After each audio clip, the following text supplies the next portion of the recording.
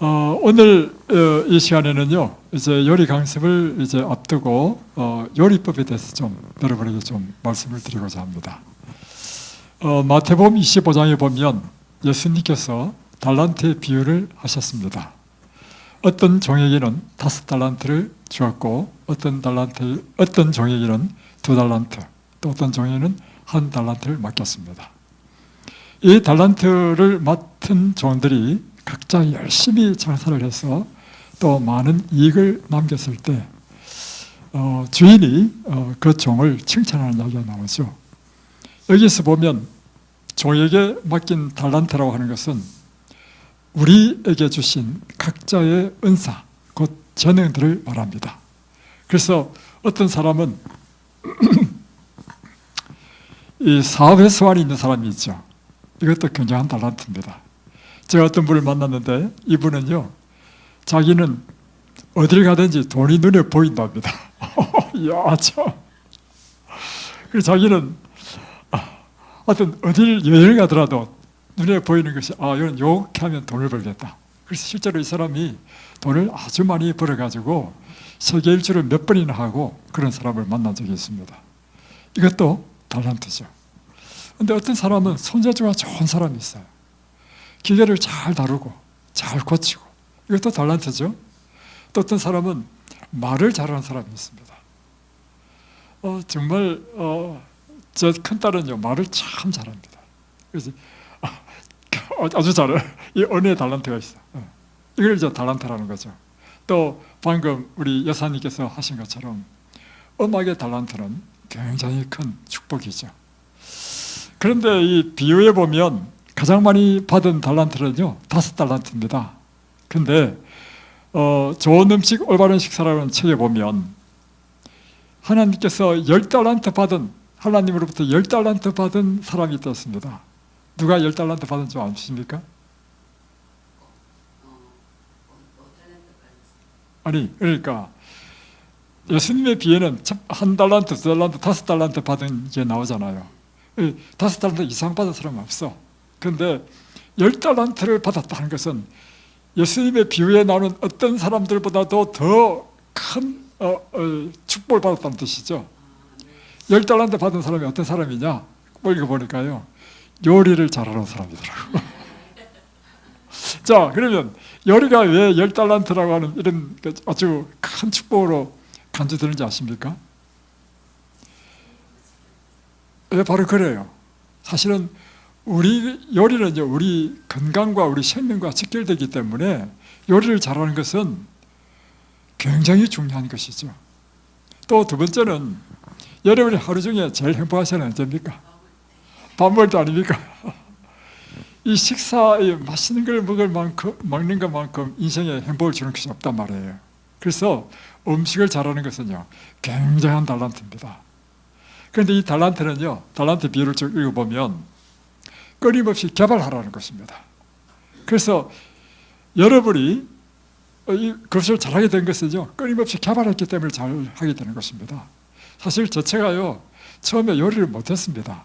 그런데 제가 결혼해가지고 제가 이게 입이 짧아가지고 약간만 짜도 안 먹고 맛이 없으면 안 먹고, 그러니까 제가 어떻게 하면 남편을 행복하게 해줄까 해가지고 요리를 연구하다 보니까 요리를 잘하게 됐어요. 그래서 여러분, 모든 것은 개발할 수 있는 것입니다. 그래서 이번 기간 중에 여러분이 요리하는 것을 배우셔서 계속 개발하셔서 여러분의 이 식구들의 건강, 그리고 식구들의 행복을 절대적으로 기여하시는 분들이 되시길 바랍니다. 이든밸리의 이 요리의 원칙이 있습니다. 그건 첫 번째로 뭐냐면 소화 흡수가 잘 되도록 요리합니다. 우리가 음식을 먹는 것은요, 이 음식이 우리 몸에 소화가 잘 되고 흡수가 잘 돼야 피가 되고 살이 되는 것이죠. 그래서 첫 번째 음식은요, 소화 흡수가 잘 되도록 해야 됩니다. 그래서 제가 특별히 이제 요리에 제일 첫 번째 신경 쓰는 것은 주로 만나는 사람들이 환자이기 때문에 환자에게 이 음식을 했을 때 이 음식이 잘 소화될 수 있는가, 잘 흡수될 수 있는가, 그런 관점으로 요리를 연구합니다. 그래서 이곳에서 그것을 배우시게 될 것이고, 두 번째는 가장 단순한 방법으로 요리를 합니다. 왜냐하면 이제 저희들이 분당에 가지고 요리 강습을 했는데요. 그 환자들이 오는데 환자들이 집에 가서 아무리 화려한 음식을 하더라도 집에 가서 그것을 못 해내면 요리 강습 아무 소용이 없는 것입니다. 시간 낭비죠. 그래서 제가 고민한 게 뭐냐면 이 환자들이 집에 가지고 성공률 100%의 요리를 어떻게 가르칠 것인가. 그 가장 좋은 방법은 요리를 복잡한 요리를요 단순화시켜가지고 한 3단계, 4단계만 하면 요리가 딱 끝나도록 이렇게 연구를 한 것입니다. 그러니까 저한테 배운 사람들은 전부 다 집에 가지고 요리를 성공적으로 해요. 그래서 우리 이덴밸리의 요리의 특징은 뭐냐면 아주 단순하다. 그래서 성공률 100%의 요리를 한다. 세 번째는 이덴밸리의 요리는요 우리 건강에 좋은 요리를 한다는 것입니다. 그래서 환자들에게 이 요리를 했을 때 이것이 우리 몸에 흡수됐을 때 결국은 피를 만든단 말이에요. 결국은 우리 건강은요 피에 있습니다. 그래서 우리가 좋은 음식을 먹어야 되는 이유가 뭐냐면 건강한 음식을 먹게 되면 이것이 우리 피를 아주 건강한 피로 만드는 것입니다. 또 피의 순환이 잘 돼야 되고 그래서 튀긴 음식이라든가 이 볶거나 찢는 걸 거의 하지 않고요. 다음에 기름이 열에 가열되게 되면 산화됩니다. 그래서 기름으로 열을 가하는 요리는 전혀 하지 않습니다. 그래서 그런데도 불구하고 기름 없어도 요리 잘 됩니다. 그리고 요리를 다 한 다음에 어떻게 하냐면 올리브유를 참 좋잖아요. 다 한 다음에 올리브유를 쫙 뿌려가지고 아주 맛있게 이렇게 합니다. 다음에 또 요리가 사람들이 맛있고 건강하게 되기 위해서는 식재료가 좋아야 돼요. 식재료. 그래서 이제 요리 강습할 때요 어떻게 하냐면 항상요 그 전날에 이제 저희 집에서 먼저 해요. 내일 요리 강습이 있다. 저희들이 요리 강습 한 20년 했습니다. 목회할 때도. 근데 이제 전날에 집에서 제가 먼저 시범을 보여요. 딱 이렇게 한번 해본단 말이에요. 그럼 제가 이제 맛을 봅니다. 맛을 딱 보고는 여보 합격 하면 내일 할 수 있고 불합격 하면 요리를 바꿔야 돼. 그래서 그런데 이제 제가 보니까 이 요리가 맛있는 것은요 첫 번째는 식재료가 좋아야 맛있어요. 김치를 담근다 할 때도요 배추가 맛있어야 김치가 맛있습니다. 그래서 제가 제일 중요시하는 게 뭐냐면 식재료를 고르는데 굉장히 신경을 많이 쓰죠. 그래서 이덴밸리는요 우리가 여기서 재배하는 야채로도 하지만 과일 같은 거는 우리가 재배 못 하잖아요. 과일은 봉평장에서 주로 사오거든요. 봉평장이 큽니다. 둔대장보다. 가면요 장사하는 사람이 잘 압니다. 저 아줌마는 제일 맛있고 좋은 것만 고르는 사람이다. 그래서 항상 여러분 제일 맛있고 좋은 거는 뭡니까? 항상 비싸. 제일 비싼 것만 사오는 사람입니다. 왜냐하면 가장 중요한 것은 재료라요, 재료. 그래서 가능하면 유기농이라든가 또는 이제 농약을 치지 않는 것이라든가 아니면 과일 같은 걸 농약 안 치면 안 되니까 그렇다 하더라도 가장 건강하고 맛있는 그런 식재료를 사서 한다는 것입니다. 이 정도의 이제 원칙을 가지고 하고 두 번째는 뭐냐면 간이 맞아야 돼요. 그죠? 간만 맞으면 대부분 맛있습니다. 식재료가 좋아야 되고 간이 잘 맞는 그런 요리를 하고 다음에 이제 많은 것 가운데 이제 요약하자면 마지막으로 이제 또 신경 쓰는 게 뭐냐면 보기에도 좋아야 됩니다. 보기에 좋은 것이 맛도 좋다는 말이 있잖아요. 그래서 제가 어느 날 새벽에 기도를 하다가 제 마음에 늘 부담이 있습니다. 뭐냐면 제가 저체를 너무 고생시키는 것 같아가지고 늘 제 마음에 부담이 있어요. 그래가지고 아침마다 기도할 때 늘 저체를 위해서 기도한단 말입니다. 건강하게 해주시고 성령 충만하게 해주시고 기도를 하는데 어느 날 기도하는데 어떤 마음이 들었냐면 야, 네가 그렇게 네 아내를 사랑하면 기도만 할 게 아니고 직접 주방에 가서 도와주라. 이런 내 마음에 음성이 들리는 겁니다. 그래서 기도하다가 말고요, 벌떡 일어나가지고, 그래, 맞아, 내가 기도할 게 아니라 도와줘야지 하고는 주방에 갔어요. 아침 일찍 가가지고 머리에 이제 그 주방에 가면 쓰는 거 있잖아요. 딱 쓰고 이제 내가 도와준다 하니까 이제 뭘 썰으라는 것입니다. 그래서 썰었죠. 그런데 이제 사실은 우리 음식은 다 우리 먹고 몸으로 들어갈 거 아닙니까? 몸으로 들어갈 것이기 때문에 이렇게 썰으라 저렇게 썰으라 똑같은 거 아니겠어요? 그래서 대충 썰었단 말이에요. 썰었는데 딱 보더니만 불합격 하면서 전부 다 갖다 버려. 그래서 아니 이 아까운 이 식재를 왜 버려 하니까 이거를 할 때요, 사이즈, 폭과 길이가 똑같아야 된다는 거예요. 이야, 그래가지고 그 신경 써서 해버리기 힘들더라고요. 그거요, 요리요, 칼질요 힘든 겁니다. 요 폭과 길이 맞춰가지고 하는데, 와, 다음에 이제 딸은 이제 요리를 다 했어요. 그래가지고 이제 요리를 이제 전시하라는 거, 이제 식사하도록 배식대에 이제 놓으라는 것입니다. 그래서 뚝뚝뚝뚝 나왔어요. 또 보드리면 불합격하는 거예요. 이번엔 또 왜 불합격이냐 하니까 요리도요, 색깔의 조화를 맞춰서 놔야 된대. 힘들더라고. 제가요, 한 하루 이틀 3일 정도 했나? 한 다음부터요, 포기했습니다. 그래서 여러분, 이 요리의 가장 기본적인 요소, 우리가 그냥 먹는 것이지만 보기도 예뻐야 되고요, 색깔도요, 빨주, 노초, 파남보 다 색깔 맞춥니다. 그러니까 색깔도요, 어떤 음식을 할 때 그 속에 빨간 거, 노란 거, 파란 것이 조화가 이뤄가지고 아주 화사하게 보이도록 이렇게 하더라고. 그래서 이곳에서 요리를 한번 재밌게 배워보시고 여러분의 가정으로 돌아가셔서 가족의 건강과 행복을 정진시키기 바랍니다. 오늘은 이제 계속해서 레위기서 오늘 2장을 하겠습니다. 이제 이 시간은 아침마다 창세기, 출애굽기, 레위기, 이제 이번에 레위기를 할 차례인데요. 레위기의 전체적인 요약을 교관을 말씀드렸고, 어제는 제 1장에서 번제에 대해서 했습니다. 레위기는 이제 1장부터 10장까지는 제사에 대한 이야기가 나오죠. 제사는 5종류의 제사가 있습니다. 첫 번째는 번제, 두 번째는 화목제, 세 번째는 속죄제, 네 번째는 속건제, 마지막으로는 소제가 있습니다. 그래서 사실 소제는 이제 별도의 제사라기보다는 이 번제라든가 또는 화목제 이런 것에 이제 얹어서 이제 하는 제사입니다. 그래서 2장은 소제에 대해서 이야기하고 있고 3장은 이제 화목제에 대해서 이야기하고 있습니다. 한번 보겠습니다.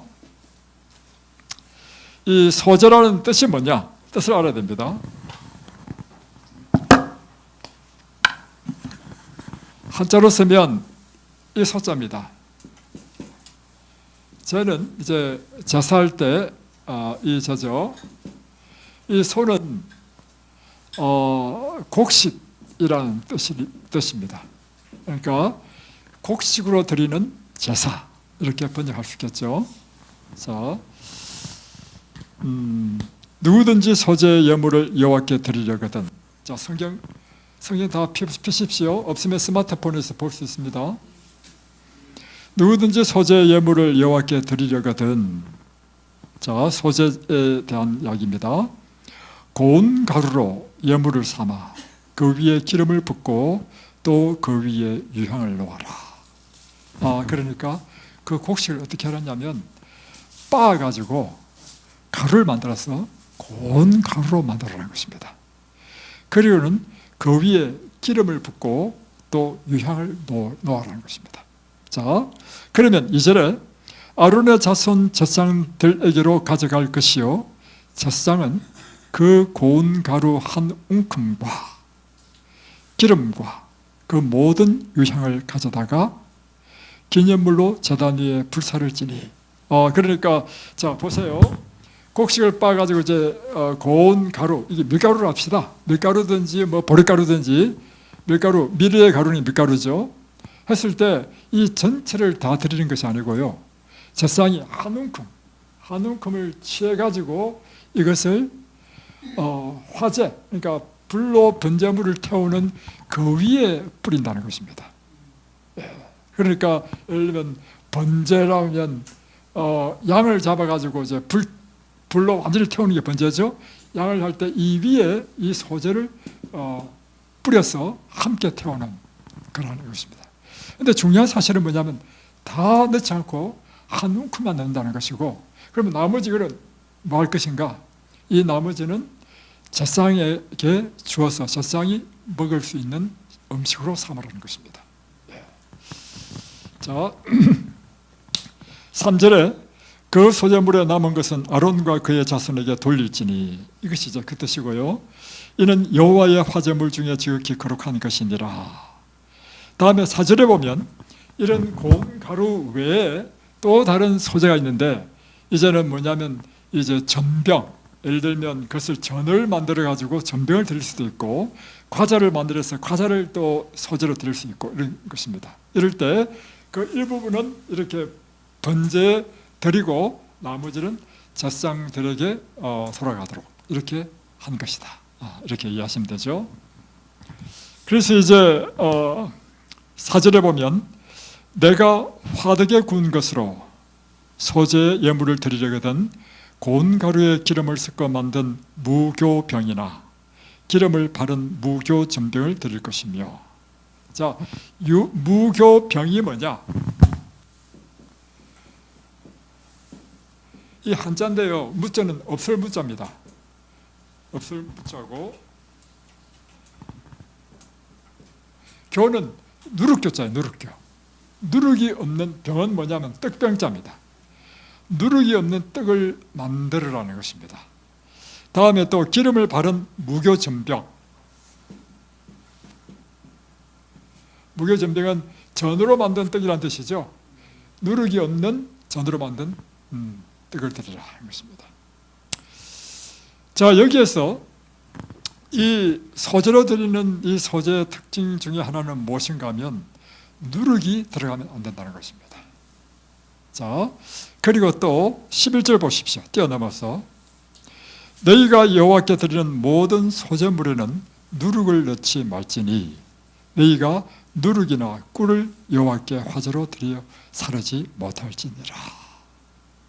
자, 왜 이 소재에는 누룩이 들어가면 안 될까? 다음에 또 꿀도 하지 말았죠.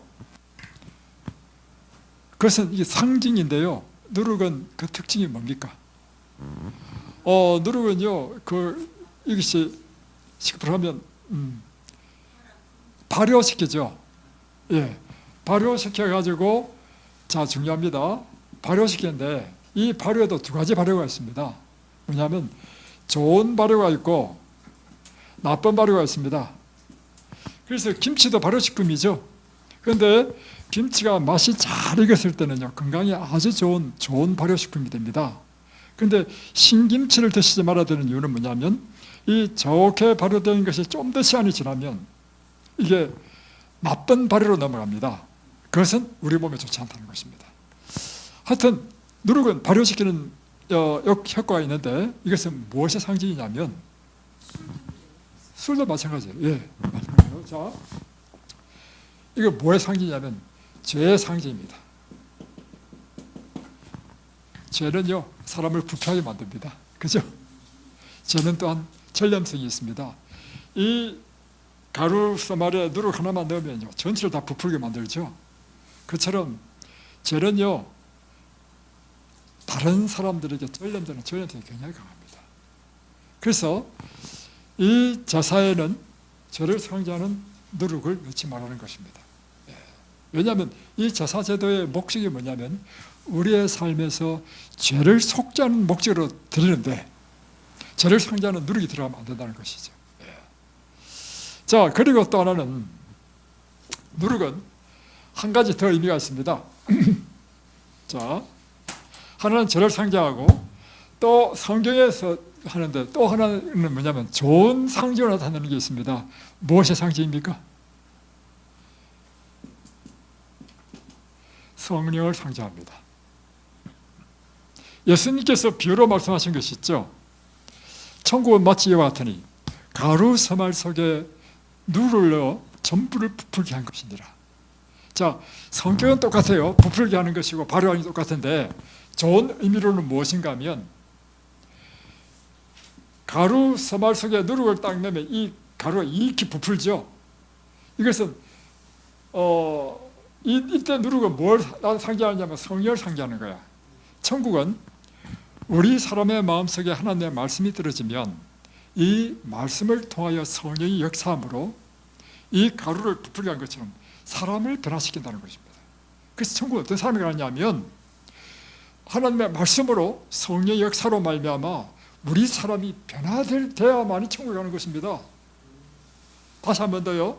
천국은 마치 이와 같으니 가루스말 속에 누를 넣음 같으니 이 가루스말이 전부를 부풀게 하느니라. 누르기. 결국에는 이게 천국의 비유란 말이에요. 생짜배기 밀가루는 천국 못 간다는 것입니다. 그러니까 사람이 변화돼야 돼. 무엇으로? 하나님의 말씀이 그 마음에 떨어지고 말씀과 함께 역사하시는 성령의 역사로 말미암아 사람이 점점점 하늘의 사람으로 변화돼야 돼. 육의 사람이 영의 사람으로, 땅의 사람이 하늘의 사람으로 이렇게 변화된 사람이 가는 곳이 천국이라는 것입니다. 그래서 이 누룩은 또 하나의 의미가 있는데 성령을 의미한다. 자, 그래서 지난번에 한번 말씀드렸죠. 뭐냐면 이제 이 제사 제도와 관계되는 절기가 있습니다. 이스라엘의 제사드리는 절기가 있는데요. 이 절기 가운데 유월절, 다음에 무교절, 요제절, 칠칠절, 나팔절, 다음에 속죄일, 다음에 맨 마지막이가 장막절이거든요. 자, 이게 하나, 둘, 셋, 넷, 다섯, 여섯, 일곱 절기로 이루어집니다. 그런데 6월절에는 양을 잡아라는 것이고 1월 14일, 무교절은 1월 15일부터 일주일 동안, 이때는 무교, 그러니까 누룩이 없는 떡을 먹으라는 것입니다. 다시 말하면 6월절은 양을 잡는 것은 예수님의 희생으로 우리가 구원을 받은 사람은 이제는 무교적, 죄 없는 삶을 살아가는 것입니다. 그런데 이때는 누룩 없는 떡을 먹는 것이 이 절기예요. 그런데 요제절, 이거는 이제 6월절 다음에 3일째 하는 것이 요제절인데요. 이것은 첫 수확한 보리단을 막 흔드는 것입니다. 요제절의 의미는 뭐냐? 6월절은 어린 양이 죽은 것이 예수님의 십자가를 의미하죠. 예수님의 죽으심. 예수님이 며칠 만에 부활하셨습니까? 3일 만에 부활하셨죠. 이 요제절이 3일, 6월절부터 3일째 되는 날이 요제절이란 말이에요. 이 표상 그대로 예수님께서 부활하신 것입니다. 다음에 또 하나, 예수님이 부활하신 다음에 며칠 만에 승천하셨죠? 40일. 예, 40일 만에 승천하셨죠. 40일. 예수님이 승천하시고 난 다음에 사도행전에 보면 제자들이 며칠 동안 마가의 다락방에서 기도했습니까? 열흘 동안. 도합 며칠입니까? 50일이죠. 이 50일에 뭐가 일어났습니까? 오순절에 성령의 강림이 일어났죠. 마찬가지로 요제절로부터 50일 된 날이 언제냐면 칠칠절이야. 칠칠절. 이 칠칠절이 다른 말로 표현하면 오순절인데 이 오순절에는 뭘 하도록 했냐면 누룩이 있는 떡을 먹도록 했어. 이야, 놀랍죠? 왜 누룩이 있는 떡을 먹도록 했느냐? 누룩이 이때는 뭘 상징하기 때문에 성령을 상징하는 거야. 이 예표 그대로 오순절날 성령의 강림이 일어나서 오순절 성령 강림이 일어난 것입니다. 그러니까 이 절기는 언제 지금 만들었냐면 레위기서에 나오거든요. 이것은 예수님 탄생 BC 1500년에 지금 기록된 것입니다. 1500년에 기록된 이 상징 그대로요. 1500년 후에 누가 오셨어? 예수님께서 오셔가지고 그대로 1월 14일 날 돌아가셨어요. 1월 16일 날 요제절에 부활하셨습니다. 그리고 이 칠칠절에 40일 만에 예수님께서 성천하시고 다음에 50일째 되는 그때 이 땅에 오순절에 성령의 강림이 내린 것입니다. 놀라운 거 아닙니까, 여러분? 1500년 전에 예표된 이 예표 그대로 실제로 일어났다는 사실이에요. 그러니까 이 절기란 게 뭐냐면 알고 보면 하나님께서 우리를 죄에서 구원하시고 다음에 우리를 하여금 점점 변화시키셔서 궁극적으로 구원은 천국에 데려가는 그 모든 과정을 예표로 나타낸 것이 이 일곱 절기입니다.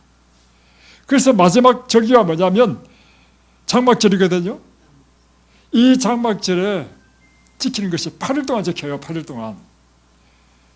이제는 이 장막절은 모든 추수를 마치고 기쁨으로 축제를 벌이는 장막절입니다. 8일이거든요. 예수님께서 재림하셔가지고 우리를 구원하는 것이 기쁜 날이죠. 그때 예수님과 함께 하늘에 가는 그 기간이 며칠이냐면 하늘로 가는 여행이요. 8일 동안. 그러니까 정확하게 성취되죠. 참 놀라운 것입니다. 그래서 여러분이 기억하실 것이 뭐냐면 레위기는요 참 어렵습니다.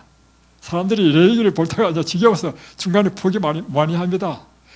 그러나 이 레위기에서는요 우리에게 굉장히 중요한 진리를 가르친다는 사실입니다. 자, 이제 또 화목제에 대해서 보겠습니다. 자, 이제 3장으로 넘어가면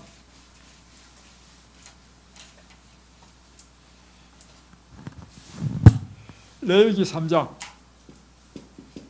이제 화목제에 대해서 나옵니다. 자, 화목제라는 것은 그 뜻이 뭐냐면 화목시킨다는 것입니다. 그러니까 두 사람이 싸웠어. 사이가 안 좋아. 그 안 좋은 것을 서로 붙여주는 것, 화목시키는 것, 이게 화목입니다. 그것을 축하하는 제사가 화목제사입니다. 자, 여러분, 우리가 지금 누구와 원수된 줄 아십니까? 인간이, 모든 인간이 누구와 원수됐느냐? 하나님과 원수가 되었습니다.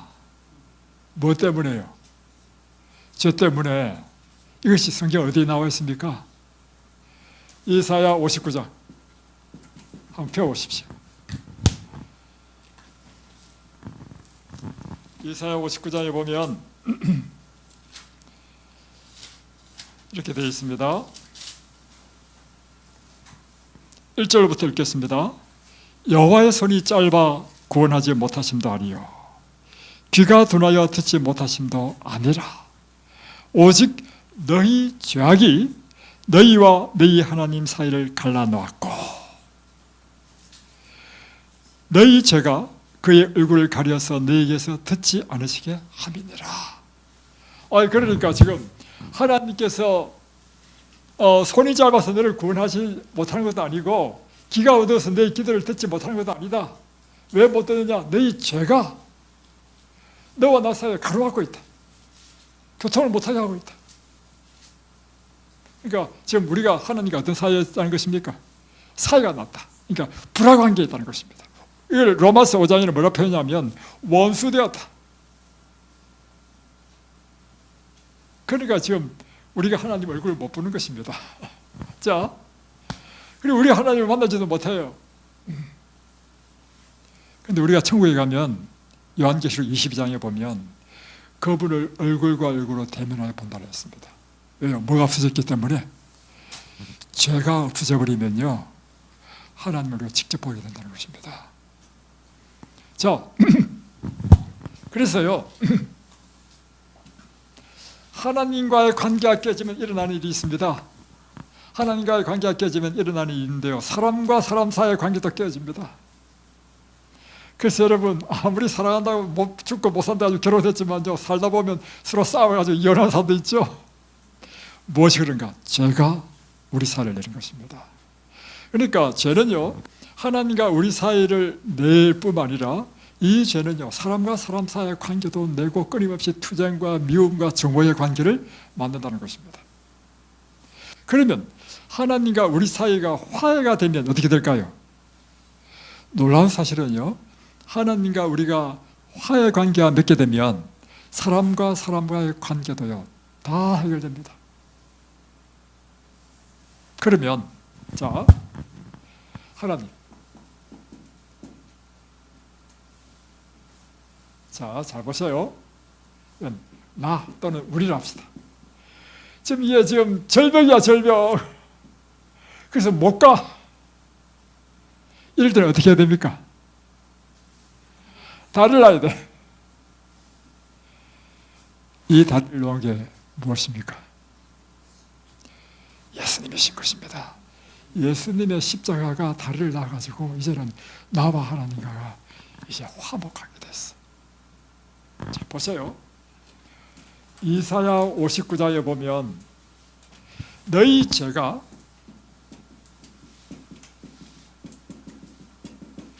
나와 너희의 사이를 냈다. 그러면 우리와 하나님이 화목하기 위해서는 뭐만 제거되면 됩니까? 죄만 제거되면 되죠? 죄를 제거하는 방법이 뭡니까? 이게 바로 속죄예요, 속죄. 그래서 이 속죄는, 우리의 죄 속죄를 하는 방법은요, 한 가지 방법밖에 없습니다. 값을 지불해야 돼. 여러분, 죄값을 지불해야 됩니다. 예를 들면 내가 죄를 지었다. 그런데 이 죄를 속하기 위해서는요, 돈을 얼만큼 줘도 이 속죄 안 돼. 뭐 내가 선행을 엄청나게 해도 속죄 안 돼. 오직 한 가지 방법이 없는데요, 생명을 줘야 되는 거예요. 그래서 여러분, 죄가 무슨 이유가 뭐냐면요, 죄는요 다른 걸 속죄가 안 돼. 죄는 오직 생명을 줘야 돼. 그래서 이 세상 사람들이 다 죽잖아요. 뭐 때문에? 자기 죄 때문에. 그러면 하나님께서 우리를 구원하시기 위해서 어떻게 해야 됩니까? 내가 죽을 생명 대신에 생명을 주셔야 돼. 그래서 예수님께서 이 땅에 오셔서 십자가에 죽으신 것입니다.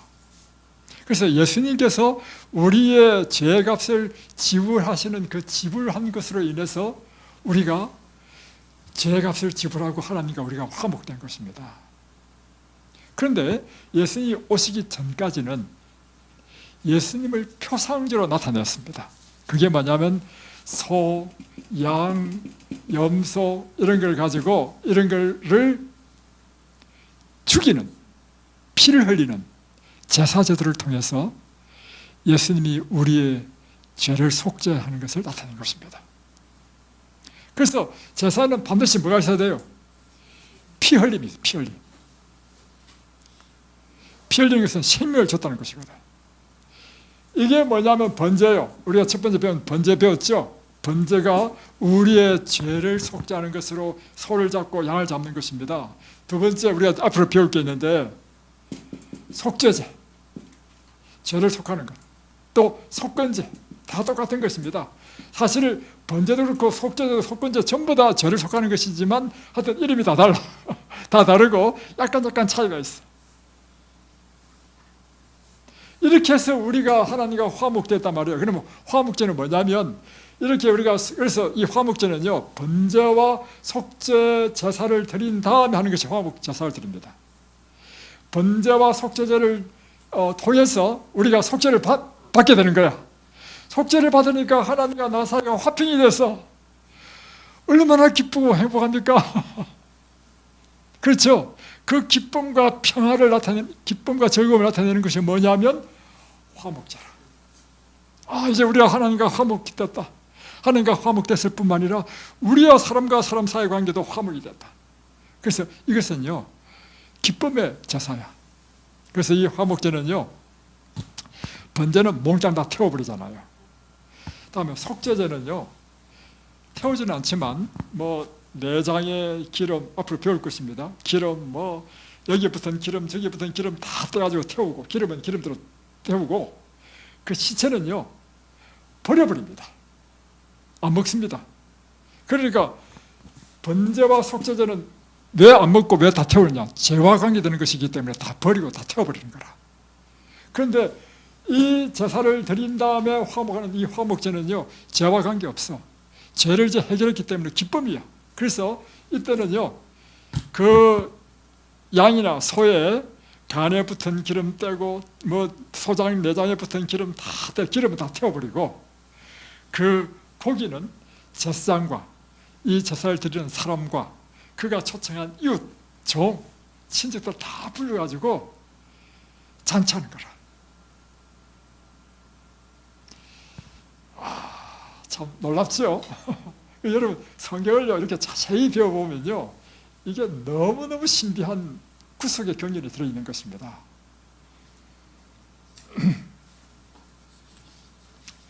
자, 이제 이걸 한번 생각해 보십시다.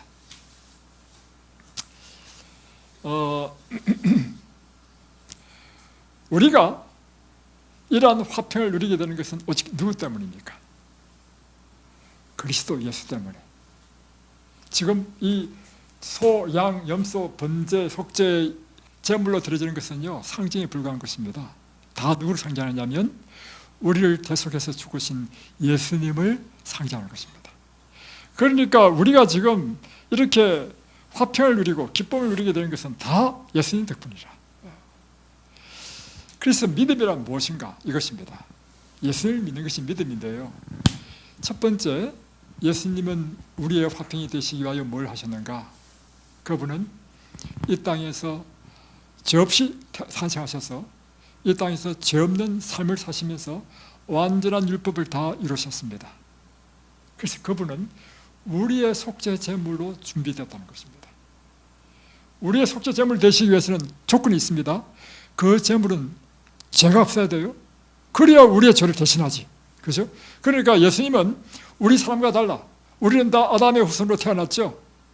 아담의 후손은 지난번에 배운 것처럼 아담의 허리 안에서 다 죄인이 되었고 다 죽은 존재가 되었습니다. 그래서 로마서 5장 12절에 있는 말씀이잖아요. 그래서 사람의 후손은요, 어떤 누구도요, 우리의 죄를 대속할 구세주가 될 수 없습니다. 그래서 예수님은 죄 없이 성령으로 마리아에게 잉태되어서 탄생에서부터 죄 없는 몸으로 오시고, 두 번째는 그분의 생애 동안 죄 없는 삶을 사셔서 완전한 율법을 이루시고, 세 번째는 그분은 우리를 대신하여 십자가에 죽으심으로 우리의 완전한 속죄를 이루신 것입니다. 그럼 우리는요, 그 죽음을 나의 것으로 받아들이는 것, 이것이 믿음인 것입니다. 우리의 마음의 문을 열고 그분을 받아들이는 거예요. 받아들일 때 예수님께서 하시는 그 다음 단계의 일이 있습니다. 자, 여러분, 이 성소 제도를 보면 여러분이 반드시 알아야 되는 것이 뭐냐면, 구속이라고 하는 것은 단순히 예수님의 십자가로 끝나는 것이 아니구나. 구속은 세 단계로 되어 있구나. 그걸 알 수 있습니다. 자, 보세요. 성소, 이제 출애굽기 우리가 35장에서 배웠잖아요. 성소가 있으면 성소 안에 지성소가 있고 다음에 성소가 있습니다. 다음에 성소라는 문이요, 문. 문으로 들어가면 뜰에서 이제 양을 잡는 거예요. 양이나 이렇게 잡으면 번제단, 여기에 다 태우는 거야. 다음에 피는 다 뿌리고, 다음에 물두멍이 있고, 이게 뭐냐면 예수님의 나를 위하여 죽으신 죽음을 내가 믿는 믿음으로 우리가 의롭게 되었다. 죄가 없는 의를 얻었다. 이것이 바로 칭의야, 칭의.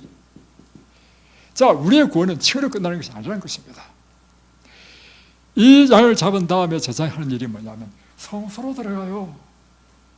성소로 들어가지고 성소에서 봉사를 하는데, 이 피를 휘장에 뿌리고, 다음에 여기는 촛대가 있고, 여기는 떡상이 있고, 여기는 분향단이 있습니다. 무엇을 상징하느냐? 이제는 피를 흘렸으니까 이제 드디어 이제 칭을 얻었어요. 칭을 얻은 사람이 날마다, 이 성소는요, 날마다 들어갑니다. 제사장이. 날마다 해야 될 일이 뭐냐면, 등대에 불이 켜지기 위해서는 무엇이 있어야 됩니까? 기름이 있어야 되죠. 날마다 기름은 뭘 상징하죠? 성령이죠. 날마다 성령의 감동으로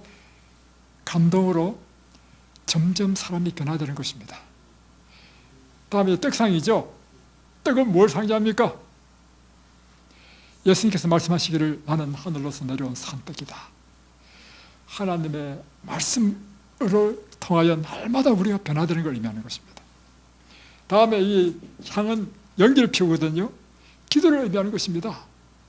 날마다 하나님의 말씀과 기도로 성령의 감동으로 사람이 점점 하늘의 사람으로 변화되는 것을 의미하는 것입니다.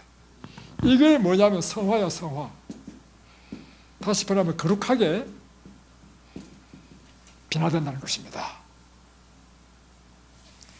구원의 단계는 뭐냐면 십자가에서 죄 용서로 끝나는 게 아니라 그 다음에 일어나는 것은 뭐냐면 믿는 사람에게 성령께서 역사하셔서 날마다 우리의 생애가 거룩한 삶으로 바뀌는 것입니다. 그렇게 한 이후에 이제는 1년에 단 한 번 일어나는 일이 뭐냐면 대제사장이 지성소로 들어가게 됩니다. 지성소에서 마지막 봉사를 하게 되는데 이게 법궤가 있어요. 법궤.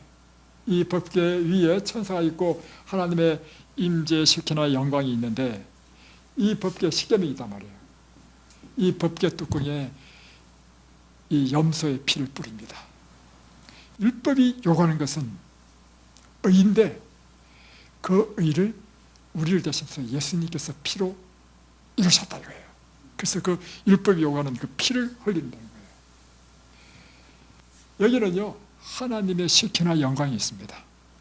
1년에 단 한 번 들어가고 이것으로서 1년 제사 제도가 다 종결돼. 이게 뭐냐면 이제 점점 하나님의 사람으로 변화된 사람이요 궁극적으로 예수님께서 재림하실 때 우리는 영광의 몸으로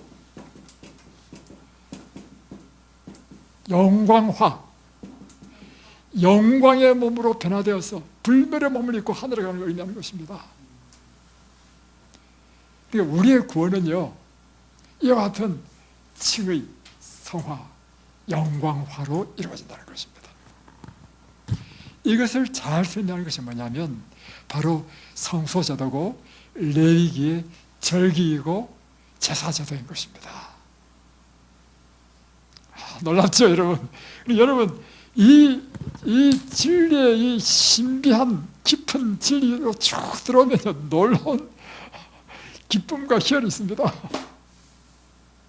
우리 이호연 여사님 이곳에 처음 왔을 때 제가 지금 기억합니다. 교회는 천주교회는 다니셨는데 보니까 그냥 열심히 교회만 다니신 분이야.